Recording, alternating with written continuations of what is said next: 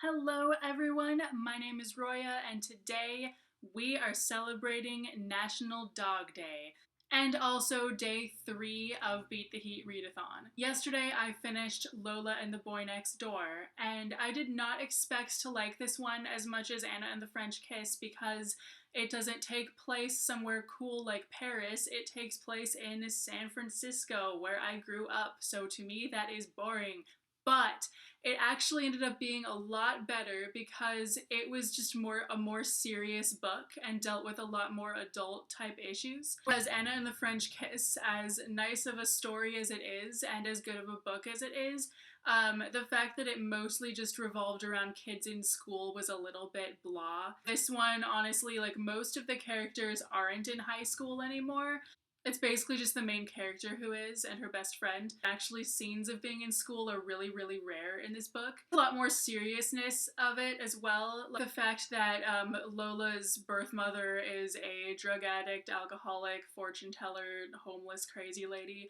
She's being raised by two dads who don't like her boyfriend because her boyfriend is a lot older than her. Overall, it's just a lot more entertaining because it dealt with a lot more like real issues that a lot more people can identify with, I feel like.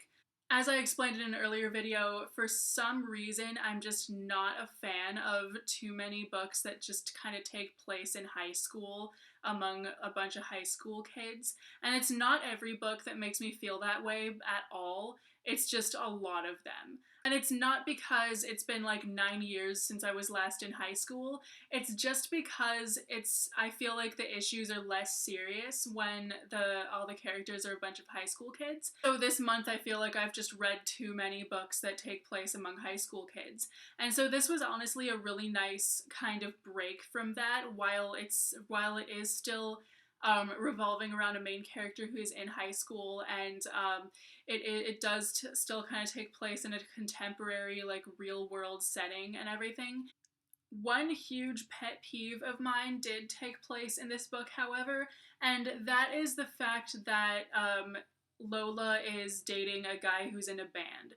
And I feel like every freaking young adult, like, contemporary novel that I've read this month, or most of them at least, have at least one character who's in a band, and that just bothers me. It's like, okay, if that many people are in a band that's just automatically good and all this stuff, like, that's not real.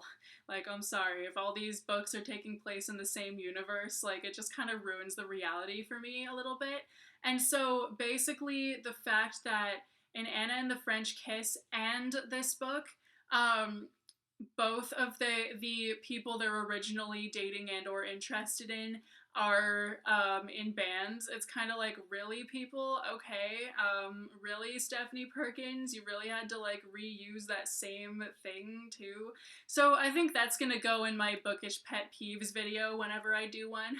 Um, And today I just started reading Isla and the Happily Ever After, and so far, honestly, this one seems to have no plot. I'm probably on like the 5th chapter or something, so not too far in, and honestly, I kind of expect this one to be my favorite one, going off of just kind of the books as a whole and not at what I've read so far.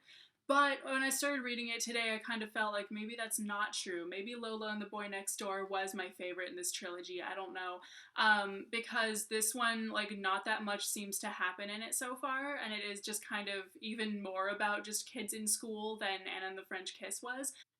So I'm hoping to finish this book today and tomorrow, and I guess we will see which one is really my favorite in this trilogy. Even though Beat the Heat Readathon goes until September 6th, my goal through the end of August is to read 5 books during Beat the Heat Readathon. I have read one, and that was Lola and the Boy Next Door. How are you guys doing with Beat the Heat Readathon if you're participating? Let me know in the comments. Bye!